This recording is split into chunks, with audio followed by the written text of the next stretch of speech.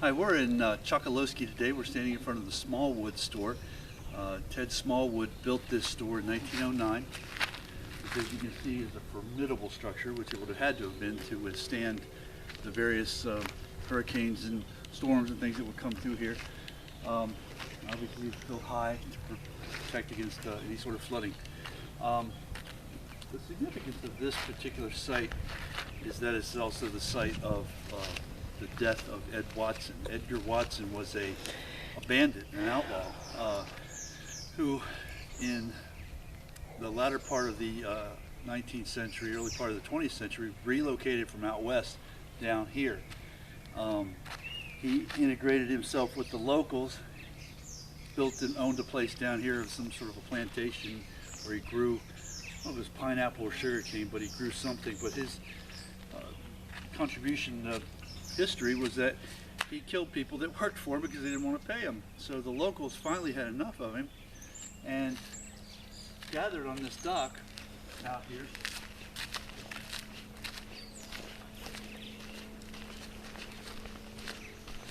You got a picture of an angry mob of locals here, knowing that this guy's coming up, knowing that he's killed people. And this is in a time and age when you know, probable cause, evidence, all that other nonsense didn't exist. You knew somebody killed somebody, you took care of business. They knew that he had done what he did, and they were going to take care of it themselves. So they did. As he pulled up here, got on this dock, they surrounded him, and one of the members of the mob shot him. So you can picture that about a little less than 100 years ago, coming up to this store, thinking everything was just okay and you were just going to continue your life of crime. But no, you're gone. Somebody just took care of you. So we're going to continue our tour of the interior of the store and the museum, which is now a museum, I should say. It was a store, it's now a museum. I really like these old, I mean, I don't know if they've been replaced, I doubt it. They look very rough hewn to me. They look very original. And this is an old, some kind of old, big old canoe type thing. Well, I guess it's not old, no, this is fiberglass. This is a replica then. This is a replica. But this would have fit a lot of people paddling on either side. Meant to go through shallow water. Very neat. Aww, a stray dog. You're too close to the water. Alligators gotta eat too, you know. So we're gonna go up here, check it out.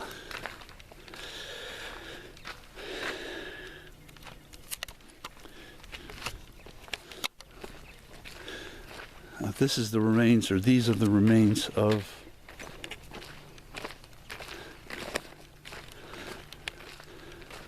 this part of the railroad. The railroad ran from here to Everglades City and then I'm sure further out. But here, we were speculating yesterday when we were out here that this was the rail bed and this is it. This was the end of it. Here's some ties left over and some tires, some wheels, rail wheels, railroad car wheels.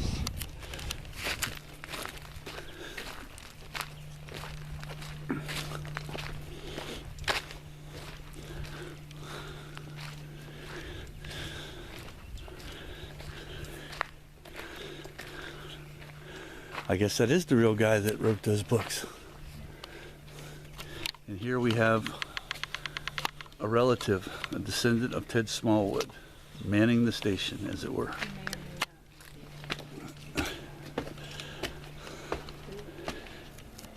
Yeah, I think that's the guy. I don't know how to pronounce his name, so I don't want to butcher it.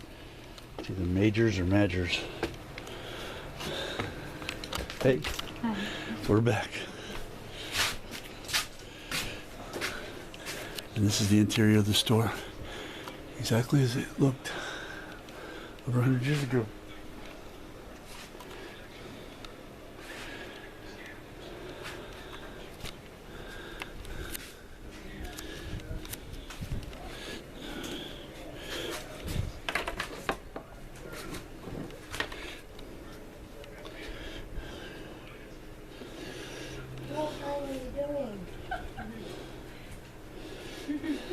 right on by me. That's Sam. Yes, yeah. Yeah. He's the. He thinks he's Now, a what big you bad say? You dog. were a relative?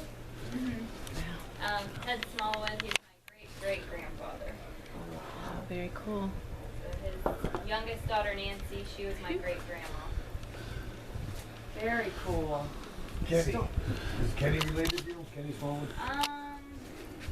He's not really directly related to me. Maybe somewhere down the line since he's a Smallwood, but he's very distant, I believe. Here's this author again that we saw All of my great at the, grandma's older I don't know how to pronounce his name either, and I don't want to butcher it. Matthias and Deason, something like that. Yeah, yeah. Okay, here's photographs of Edgar Smallwood.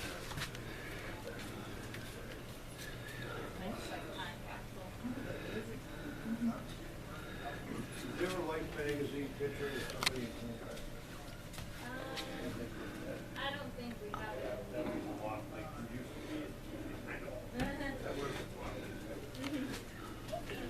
Hi, how are you? You guys have questions, or what do you want to take a look around?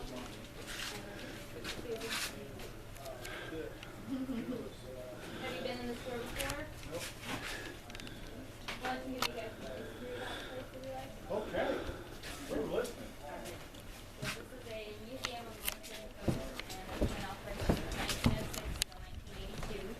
And Ted Smallwood, his picture's down the wall behind you in the rocking chair. That's the man who started it, and it was a trading post as well as the first post office here on the island. And when they first started the trading post, they actually ran it from their home. There's a picture of it there on the wall. Thank you so much. Yeah, thanks for coming in.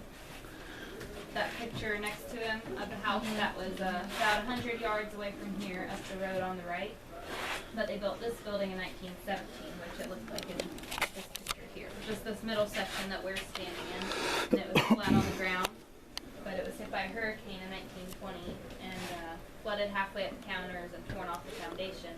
So that's when they put it on stilts and added two sides. That's how it's been ever since. But whenever Ted retired in 1941, two of his daughters took over from there, and that's how it stayed open all those years.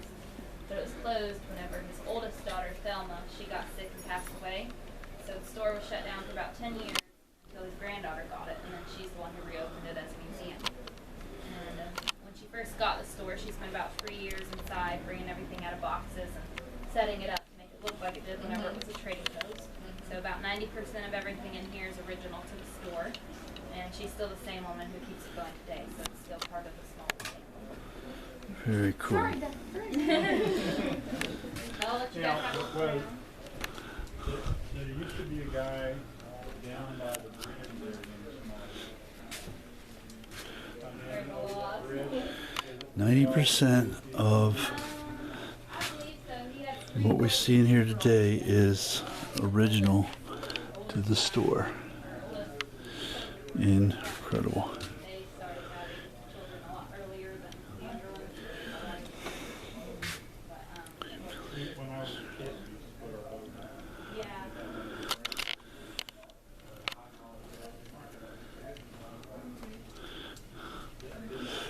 It probably was someone that was related to. And I didn't know it, but we always called it Mr. Smallwood. I don't know what his first name was. Yeah. Yeah, there's a probably. You guys have any questions? Let me know.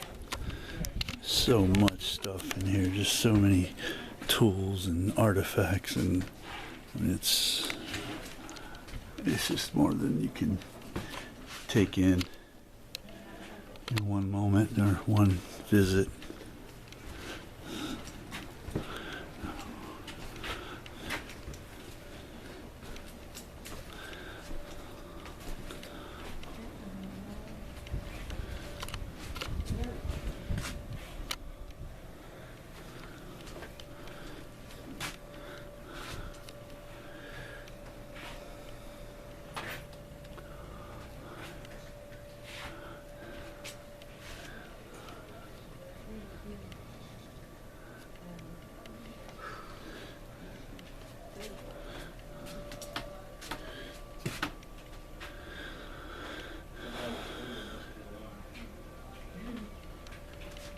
One sitting down there.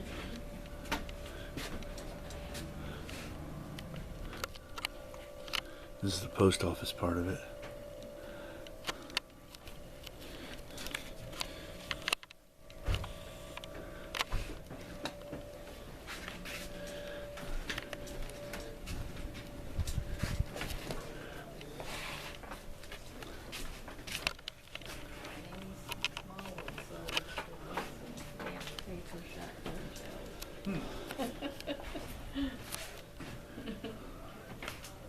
That means the neck hurt.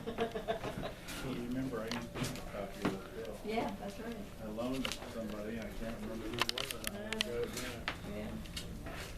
And a picture of the skunk ape. Yeah.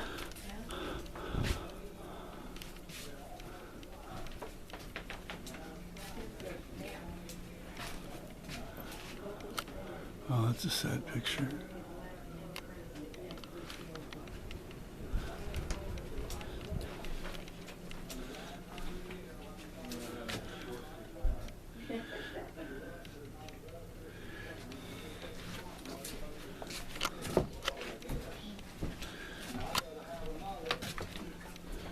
Any day of the week.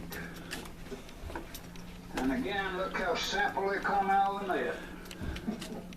Well, the most fish, remember, they did an end. What in the heck is this? There's no ice to preserve the cat.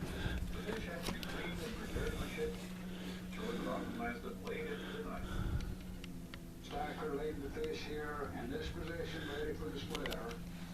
And the splitter, I'm not gonna be able to do it, but the splitter made one lick like that, all the way down. And laid that fish open. Scored him one time right down there to the skin. One time there, done in a flash. He was so fast. The gutter was standing here. He done the gutting. Had gloves on, and he could really rake those things out of there. They stacked over here. Then the salter took them and salted them. After salting, they laid them over on the table, and the stacker again stacked them over in place to drain. To eat these fish, they were soaked overnight in plenty of fresh water, and sometimes parboil them, bring them to a boil, and then prepare them however you like, but stewed, we called it stewed, just kind of boiled with onions and potatoes, was very, very good. And we used them also for the coon bait in the trapping days for trapping coons. Salt mud is what we used. Tom spent 25 years fishing for mullet until the advent of Everglades National Park brought an end to such commercial fishing within private waters in the early 1950s. Tom also paid a fine for nearly $2 million. When he returned to Chokoloskee, he retired from fishing and deer hunting, but he kept his portion of taking place in smallwood tours of the Gold Pond. He also wrote a book about his exploits entitled Pie, Life at the Everglades.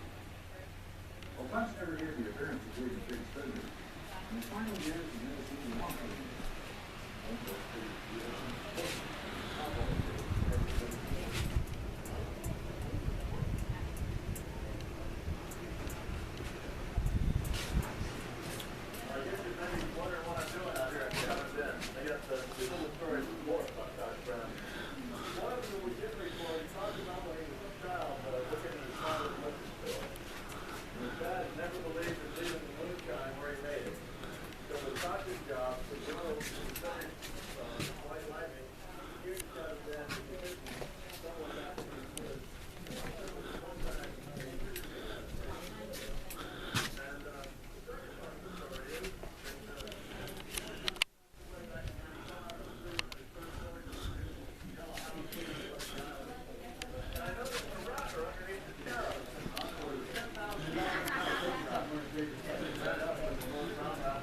So this is pretty much our tour of